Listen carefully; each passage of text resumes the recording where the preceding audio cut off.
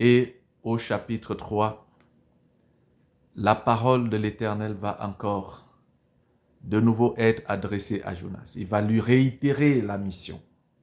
Lève-toi, va à Ninive, la grande ville, et proclame-y la publication que je t'ordonne.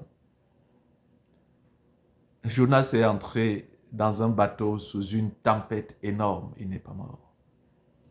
Jonas est entré, il a été entraîné dans le ventre d'un poisson lorsque les marins l'ont jeté à la mer. Il n'est pas mort. La dimension, la véritable dimension de Dieu réside également dans la puissance, la toute-puissance qu'il a à nous préserver des dangers. Elle révèle notre petitesse dans cette existence et combien de fois nous dépendons de sa volonté. Mesdames et messieurs, je vous le dis, chers frères et sœurs, Dieu est tout-puissant.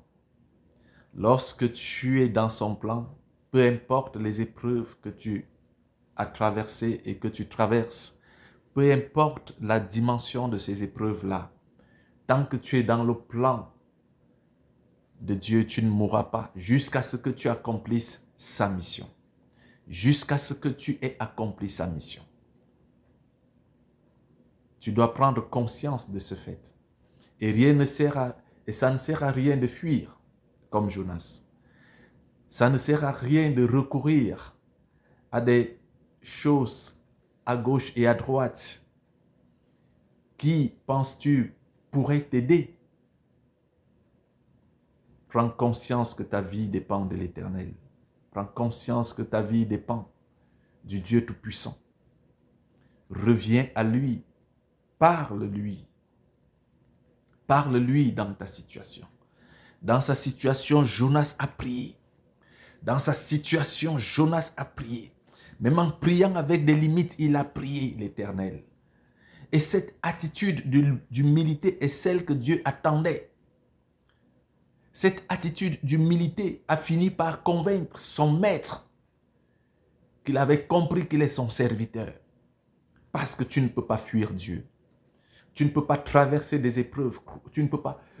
Tu passeras par là où tu dois passer. Mais sache que quel que soit le degré de l'épreuve, tu vivras cette épreuve, tu vivras ce problème, tu vivras ces blocages avec Dieu qui continuera à te tenir par la main. Parce que la finalité de cette épreuve est que tu comprennes que tu ne peux pas vivre en dehors de la toute-puissance de notre Dieu. Tu ne peux pas t'en échapper. Et c'est ce que Jonas a compris. Dans la détresse, il a continué à prier son Dieu. Il ne s'en est pas détourné. Il ne s'en est pas éloigné. Il n'est pas allé à droite et à gauche. Il ne s'est pas abandonné. Il y a certaines personnes qui abandonnent tout. Ils abandonnent leur famille. Ils abandonnent leurs responsabilités.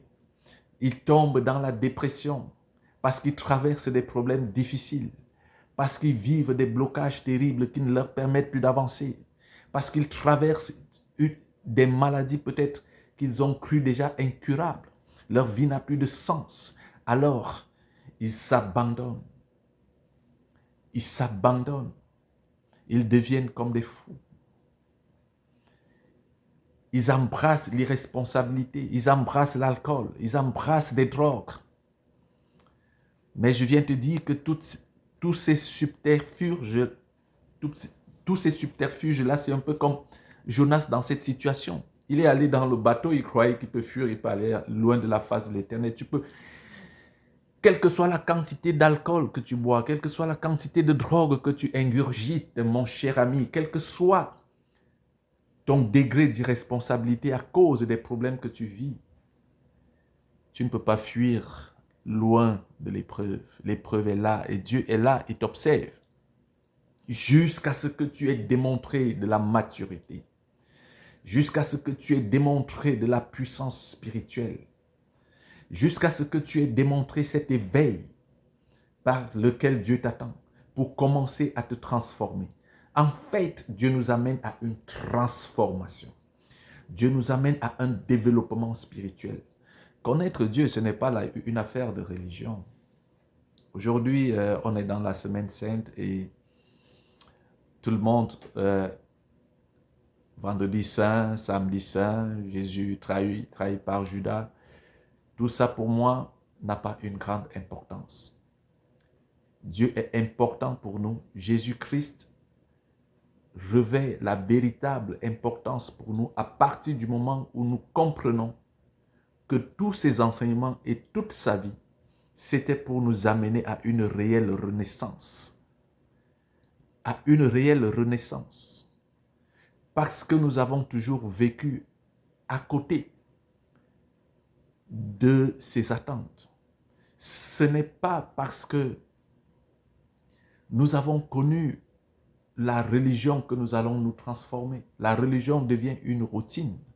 La religion ne nous transforme pas. La véritable mission de Jésus, c'est de nous amener à la transformation, à devenir la meilleure version de nous-mêmes.